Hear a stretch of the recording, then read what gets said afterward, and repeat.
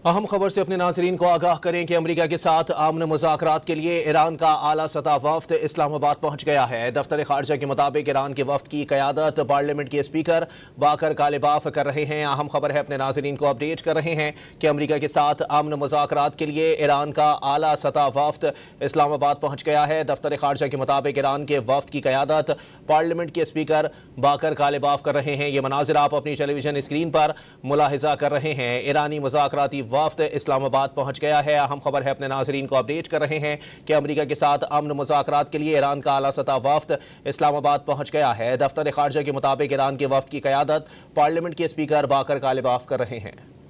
अहम खबर है, अपने नाज़रीन को अपडेट कर रहे हैं। ईरान के साथ आमन मुज़ाकरात के लिए ईरान का आला सतह वफ्द इस्लामाबाद पहुंच गया है। दफ्तर खारजा के मुताबिक ईरान के वफ्द की क़यादत पार्लियामेंट के स्पीकर बाकर कालिबाफ कर रहे हैं। इसी पर बात करेंगे। डॉन न्यूज़ के नुमाइंदे अमीर हमजा हमारे साथ मौजूद हैं। जी अमीर हमजा, बताइएगा।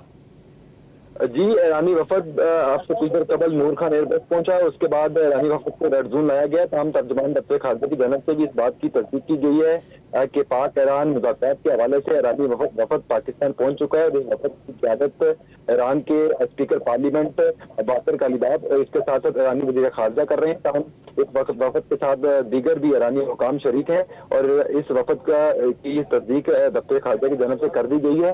तमाम अज़राइल का कहना है कि अब से कुछ देर बाद अमेरिकी वफद भी इस्लामाबाद पहुंच जाएगा, जिसके बाद कल बाज़ाब्ता तौर पर पाकिस्तानी हुकूमत की जानब से और खास तौर पर वज़ारत खारजा की जानब से ईरान और अमेरिका मुज़ाकरात के हवाले से बाकायदा तौर पर मुज़ाकरात किए जाएंगे और मुज़ाकरात का पहला दौर कल दिन 11 बजे मुतवक्किल किया जा रहा है।